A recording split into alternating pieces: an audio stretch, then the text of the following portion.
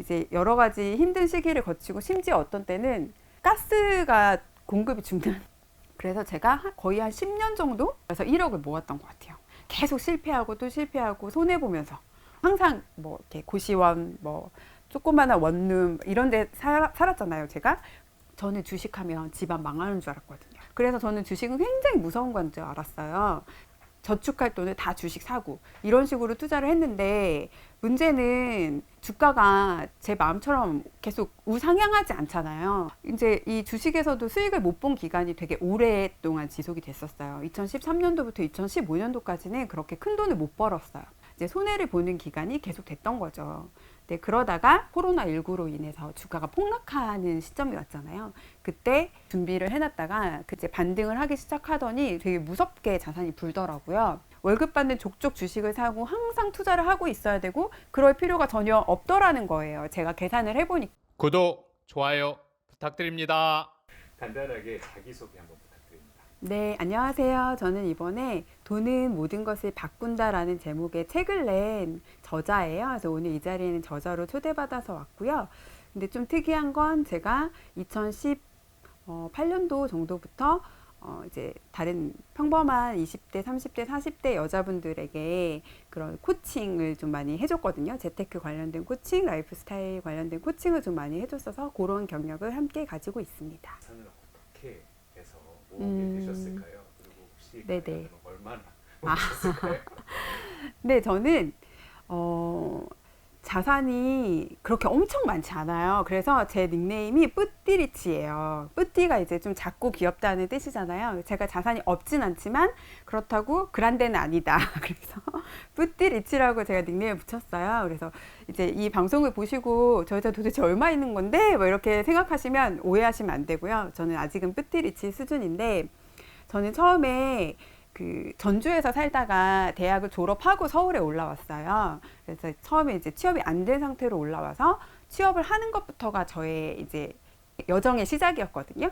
그 사이에 고시원에도 있고 반지하 원룸에도 있고 여러 가지 이제 단계를 거쳤어요. 근데 그렇게 살다 보니까 되게 마음이 막 빨리 부자가 되고 싶은데 현실은 좀 답답하더라고요. 그래서 이제 여러 가지 힘든 시기를 거치고 심지어 어떤 때는 그 가스가 공급이 중단된다고.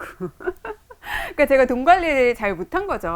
여러 가지로 돈이 많지가 않다 보니까 늘 부족하다 보니까 그런 일도 좀 겪고 그러다 보니까 돈을 좀 취업을 하고 돈을 벌기 시작하면서부터 빨리 부자가 되고 싶었던 거예요. 그래서 얼마 되지도 않은 월급을 가지고 펀드도 들고 뭐 이런저런 다양한 금융 상품들을 막 알아보고 다니고 막 다 잘잘하게 쪼개서 이거 10만 원, 이거 5만 원 막 이렇게 든 거예요. 근데 문제는 이게 유지가 잘 안 되더라고요. 왜냐면 이제 집을 이사 가야 되잖아요. 특히 자취생들은 한 곳에 오래 머물기가 힘든 게 월세 올려달라 그러면 감당이 안 되면 이사 가야 되거든요. 그러니까 이제 이런 일들이 생기니까 뭔가 이 저축이라던가 투자를 유지를 못하는 거예요. 그래서 제가 거의 한 10년 정도의 시간이 걸려서 1억을 모았던 것 같아요. 계속 실패하고 또 실패하고 손해보면서. 그렇게 이제 꾸역꾸역 1억을 모았고, 이제 그 사이에 결혼도 했어요. 그러니까 이제 결혼을 하면 좋은 점은 수입이 2배가 된다. 물론 지출도 같이 는다. 하지만 일단 수입이 늘어났으니까. 그래서 이제 열심히 아기가 생기기 전까지 열심히 이제 돈을 모아서 한 1억 정도를 만들었는데, 근데 문제는 그 다음에 투자를 좀 잘못했어요. 그래서 아파트를 좀 갖고 싶어서 항상 뭐 이렇게 고시원 뭐 조그마한 원룸 이런 데 살았잖아요, 제가. 그래서 좀 번듯하게 내 집을 갖고 싶었던 거예요. 그래서 아파트를 받으려고 투자를 했는데 그게 잘 안 됐어요. 그래가지고 빚도 1억 몇천이 있었어요. 그러니까 모아둔 돈도 한 1억 몇천이 있었고 빚도 1억 몇천이 있고 이렇게 똔똔인 상태에서 그러다가 제가 이제 어느 날 방송에서 부자 언니 유수진 님의 방송을 보게 된 거죠. 그러면서 그 언니의 고객이 되고 싶어서 제가 찾아갔고 그 이후로 제가 주식의 세계에 처음으로 발을 들여요. 저는 주식하면 집안 망하는 줄 알았거든요.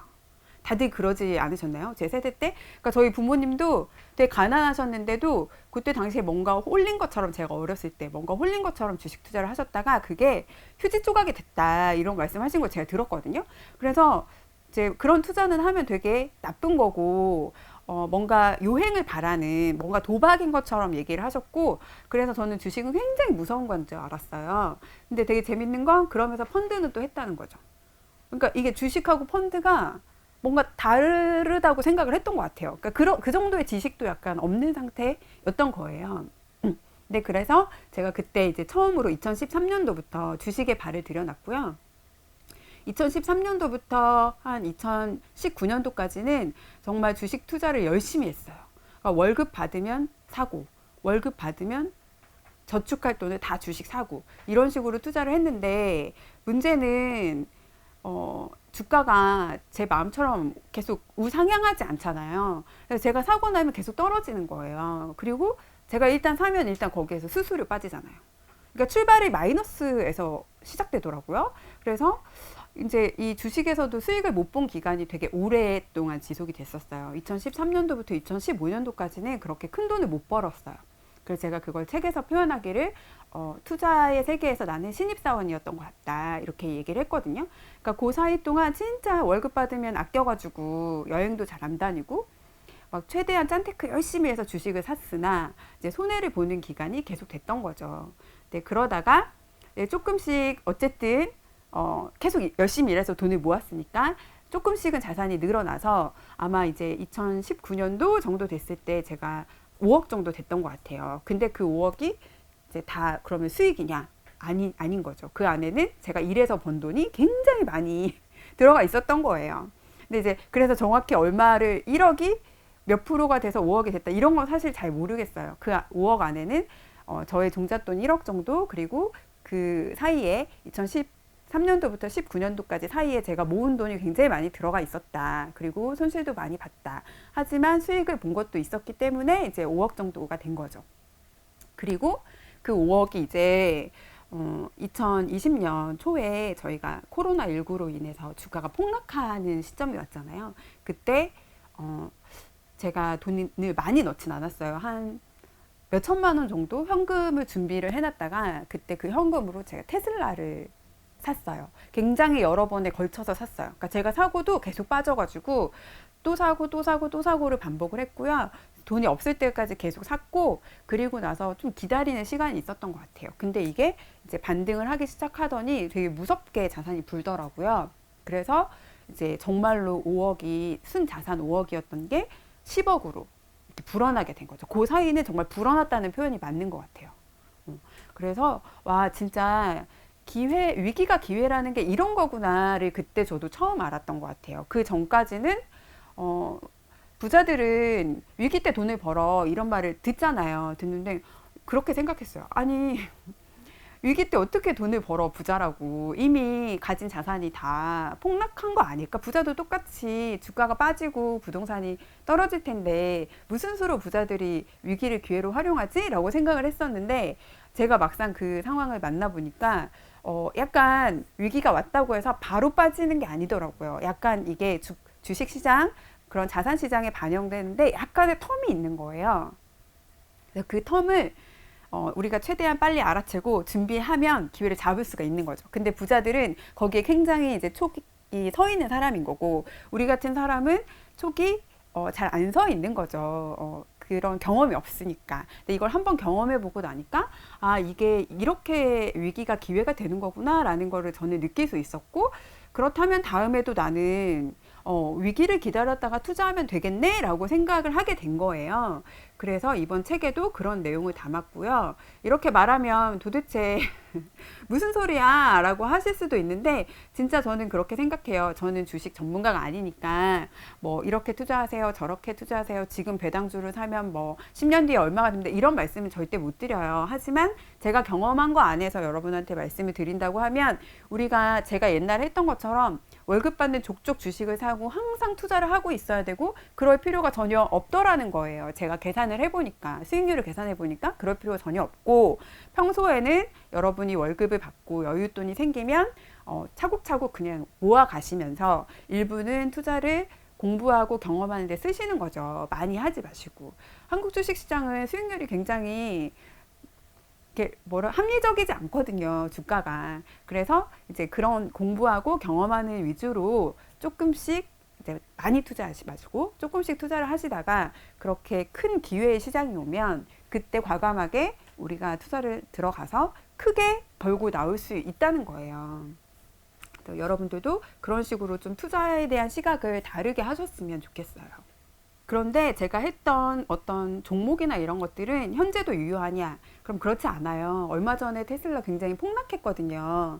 그러니까 제가 투자를 했던 종목에 귀를 세우실 게 아니라 제가 어떤 식으로 시장에 들어가서 어떤 식으로 아웃했는지에 거기에 포커싱을 하셨으면 좋겠어요. 다른 전문가분들도 계속 나와서 종목 같은 거 얘기 많이 해주시는데요.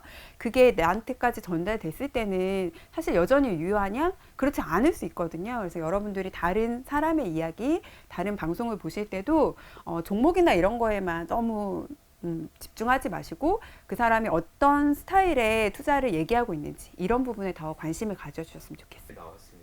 네네. 책 소개 한번 부탁드립니다. 책은 제가 2012년도 겨울 그리고 본격적으로 2013년도에 이제 투자를 시작하면서 쭉 지금까지 흘러왔던 이야기가 많이 담겨 있어요. 중간중간에 물론 어린 시절의 이야기도 좀 같이 있고요.